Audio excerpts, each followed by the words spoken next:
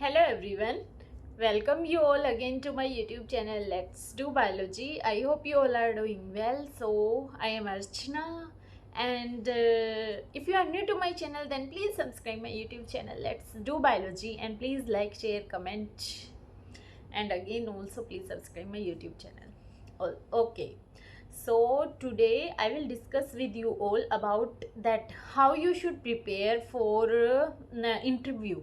ठीक है, PhD interviews that you are gonna face after your entrance exam clearance, that how should you prepare for that.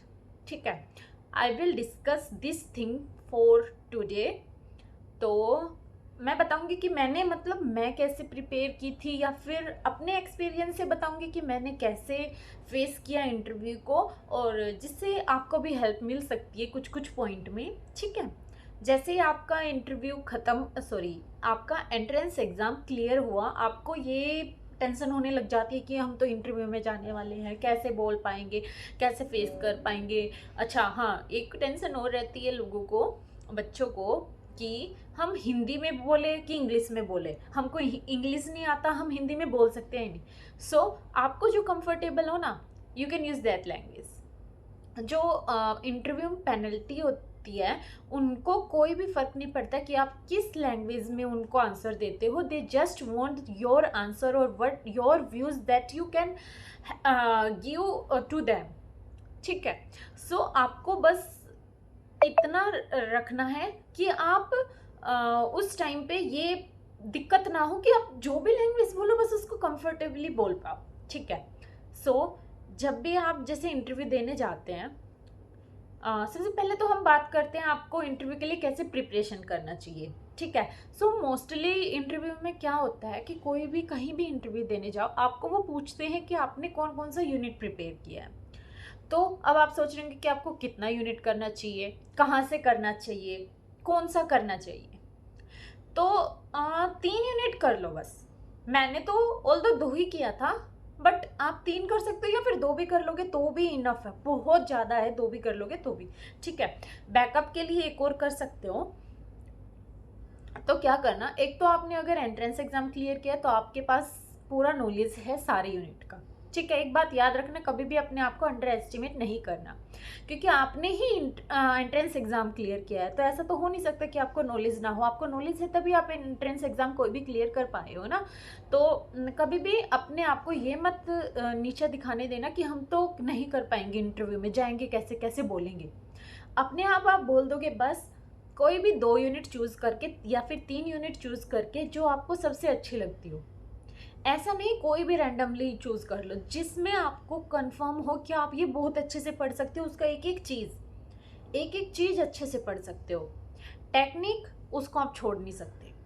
Technique आपको करना ही पड़ेगा, चाहे आप कौन सा भी यूनिट करो.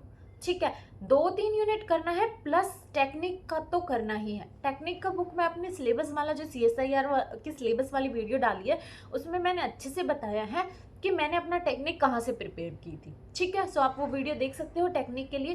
टेक्निक आपको सारी याद होनी चाहिए, सबका एप्लीकेशन याद होना चाहिए. एप्लीकेशन ही जरूरी है, क्योंकि आपको वहाँ पे एप्लीकेशन ही पूछते हैं. वो एप्लीकेशन और पूछेंगे कि आप कोई भी क्वेश्चन देके कि आप इसको कहाँ अप्लाई कर सकते हो. तो कोई भी 2 यूनिट चूज़ कर लो. एंड फ्रेंकली स्पीकिंग, मैंने मोस्टली इम्यूनोलॉजी और सेल बायोलॉजी ही ऐसी 2 यूनिट थी जो मैं सारे इंटरव्यू में वही बोलती थी, चाहे मैंने IISc में किसी भी डिपार्टमेंट में दिया हो या फिर NII में भी दिया हो.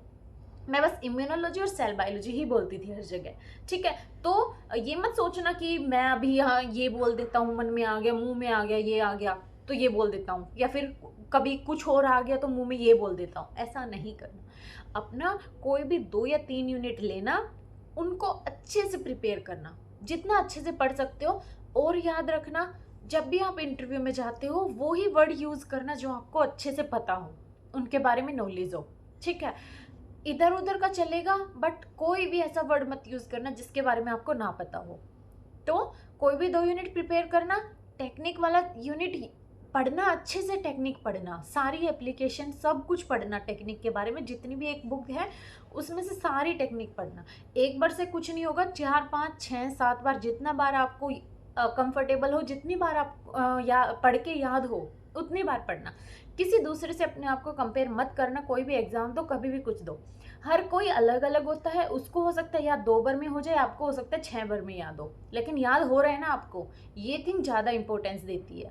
ठीक है, मैटर जो करती है वो चीज़ बस ये करती है फाइनली कि आपको 7 बार में याद हो रहा है, तो आप अपना 7 बार में याद करो। ये नहीं कि उसको 2 बार में हो रहा है, मेरे को 2 बार में क्यों नहीं हो रहा है, या फिर मैं भी 2 बार ही पढ़ूँ। ठीक है, हो गया आपका।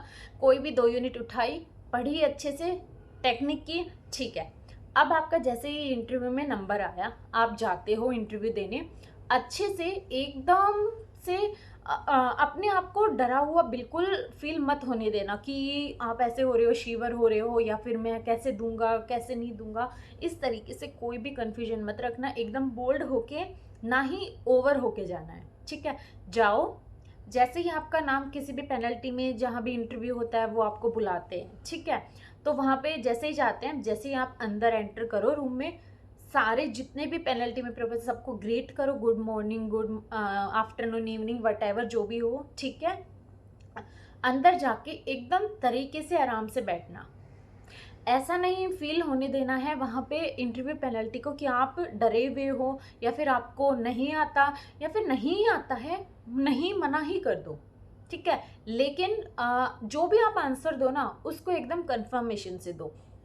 ठीक है, आराम से जाके बैठना है, बिल्कुल भी घबराना नहीं है। ठीक है, आराम से जाके बैठो। अब आपसे जो भी वो पूछेंगे, एक तो क्या होता है कि जैसे मैंने आईआईएससी का इंटरव्यू दिया, यहाँ पे जितने भी डिपार्टमेंट का दी हूँ, सबके डिपार्टमेंट के प्रोफेसर पहले ही आपका एप्लीकेशन फॉर्म लेके आते हैं। एप्लीकेशन फॉर्म में आपका सारा डिटेल होता है। ठीक है, इसलिए आपको वहाँ पे जाके अपना आपको इंट्रोड्यूस करने का ज़रूरत नहीं पड़ता। मेरे को यहाँ पे आईआईएससी में इंट्रोड्यूस करने का ज़रूरत नहीं पड़ा था, लेकिन कहीं कहीं पे जाके आपको अपने इंट्रोडक्शन देना पड़ सकता है। इसलिए अपने इंट्रोडक्शन को अच्छे से तैयार करना कि my name is this and I am from there and I did my graduation and masters from here and if you had done any project तो उसके बारे में बताओ। एंड एक और इम्पोर्टेंट थिंग, बहुत लोगों को ये क्वेरी होती है कि मैंने मैम ये नहीं किया, थीसिस नहीं की, कोई प्रोजेक्ट नहीं किया, कोई प्रोजेक्ट नहीं किया, तो मेरा एडमिशन हो गया नहीं होगा। मैंने कोई भी अपने मास्टर्स में प्रोजेक्ट नहीं किया, डीयू में से कोई भी प्रोजेक्ट नहीं होता है, तो मैंने नहीं किया। और देखो, मेरा आईआईएससी में भी हुआ और एनआईआई में भी हुआ। तो इस वहम को तो निकाल दो कि आपके पास अगर कोई भी प्रोजेक्ट है या आपने पहले से किया हुआ है तो ही आपका टॉप यूनिवर्सिटी में एडमिशन होगा, ऐसा बिल्कुल नहीं है।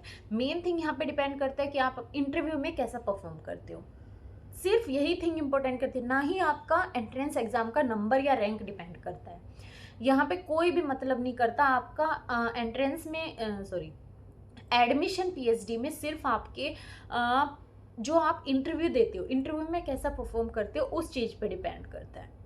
तो प्रोजेक्ट के लिए कोई भी टेंशन मत लेना, अपना इंट्रोडक्शन देना जैसे ही जाते हो अच्छे से प्रिपेयर करके जाना। अगर वो आपको पूछे लाइक कि आप यहीं से क्यों करना चाहते हो, या फिर हमारे इंस्टीट्यूट में ऐसा क्या है, तो उनको बताना।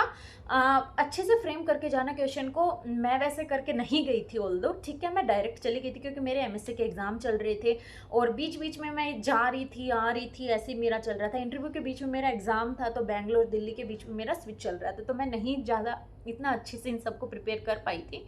ठीक है, बस मैंने जो 2 यूनिट बोला था उनको थोड़ा सा इंटरव्यू से पहले पढ़ा था। टेक्निक में पढ़ रही थी, टेक्निक मैंने अच्छे से पढ़ी थी। ठीक है, तो इंट्रोडक्शन देना, उनको बताना कि आपका इंस्टीट्यूट बहुत अच्छा है, इतना प्रेस्टिजियस है, साइंस में सबसे आगे है, इतना अच्छा आपके यहाँ पे रिसर्च चल रहा है, और मैं भी अपना फ्यूचर ब्राइट करना चाहती हूँ इतने अच्छे इंस्टीट्यूट में। तो ऐसे करके अच्छे से इंटरव्यू देना।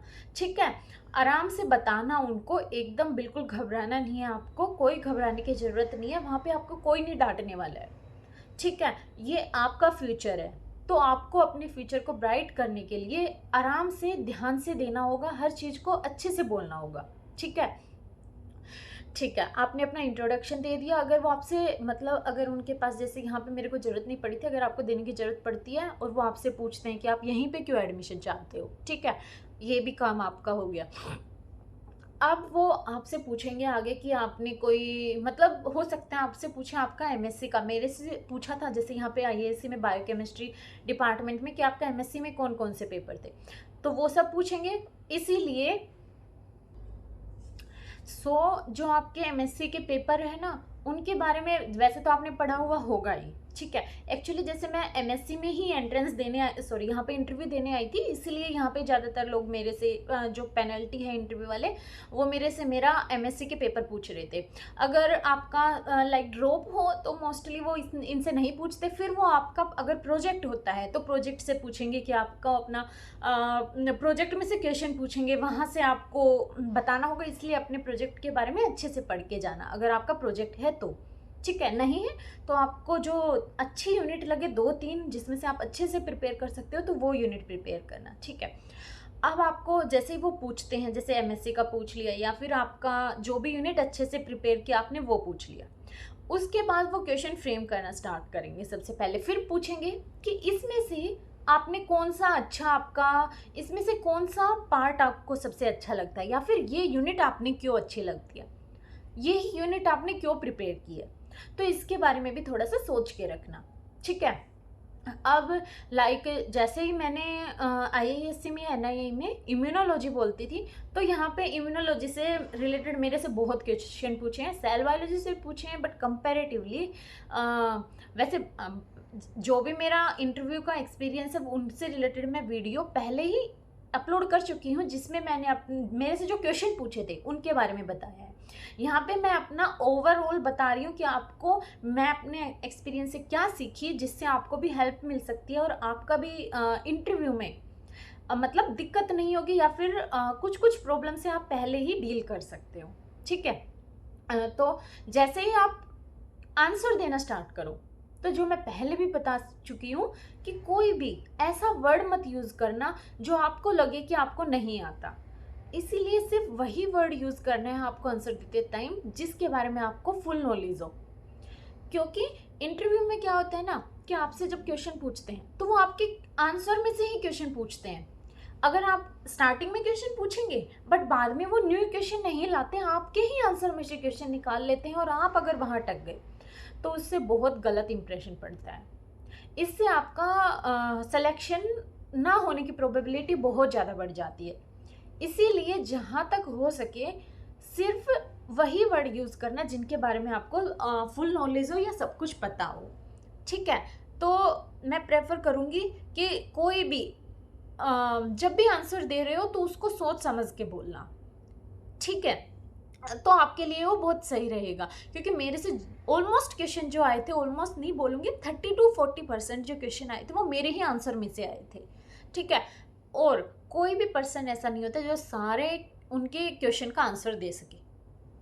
तो अगर आपका इंटरव्यू हुआ है और आपको लग रहा है कि आपने इतने क्वेश्चन का आंसर नहीं दिया और आपका नहीं होगा, तो ऐसा कभी मत सोचना।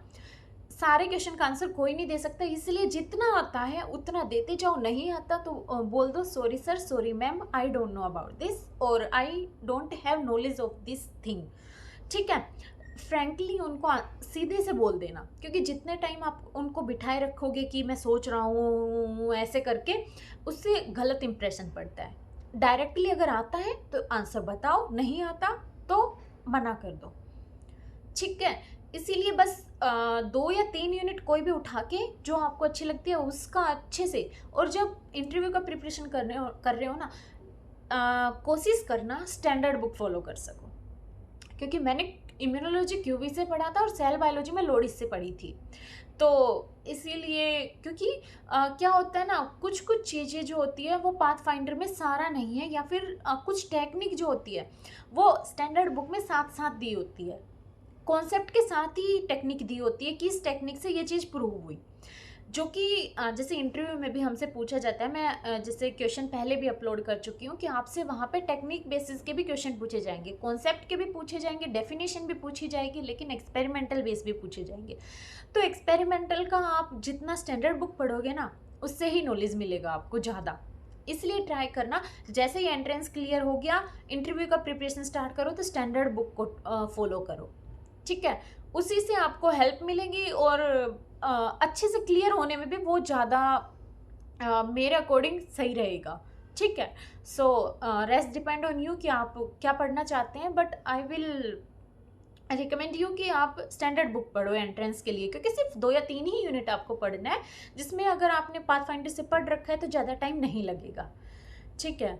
सो कुछ कुछ चीज़ें आपको वीडियो में जो भी अच्छी लगी आप उनको देखना, और इंटरव्यू के लिए मतलब ज़्यादा घबराना नहीं है। मैं भी पता बहुत ज़्यादा डरी हुई थी जब मैं इंटरव्यू देने आई थी कि पता नहीं मैं कैसे बोल पाऊँगी या नहीं बोल पाऊँगी, कैसे कर पाऊँगी, but I somehow survived and also gave the answer of their questions.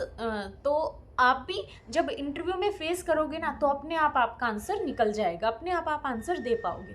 इसलिए जितना हो सकता है बस आप अपना प्रिपरेशन पे ध्यान दो, अपना पढ़ाई पे ध्यान दो, और रेस्ट की चीज़ों को भूल जाओ कि होगा नहीं होगा, वो बाद की बात है।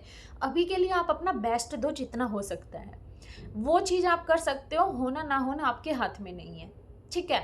वो डिपेंड करता है पेनल्टी पे, वो आपसे क्या आंसर चाहते हैं, या आप वो आपके आंसर से सेटिस्फाई होते हैं या नहीं होते, ठीक है। तो उस चीज़ का ध्यान मत देना, एकदम नहीं होता ठीक है कोई नहीं, हम फिर से प्रिपेयर करेंगे। आप बस अपना प्रिपरेशन पे ध्यान दो, अच्छे से पढ़ना। इंटरव्यू आई एम होपिंग कि जो भी आप वीडियो देख रहे हो और आपका सबका इंटरव्यू होएगा, ठीक है।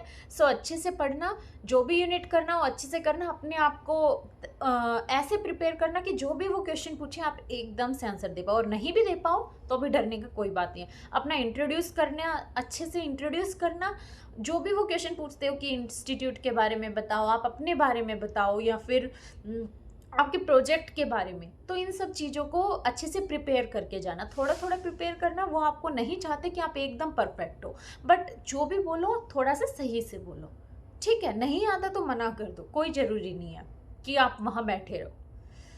तो इन सब चीज़ों का ध्यान रख लोगे तो आराम से आपका कोई भी इंटरव्यू हो जाएगा, कहीं का भी हो जाएगा, ठीक है। सो डरने का कोई ज़रूरत नहीं है, आराम से पढ़ना। All the best to all the aspirants whichever are looking this video or preparing for the interview. So thank you so much for watching my video. We'll meet you in next video. Till then, take care. Bye bye.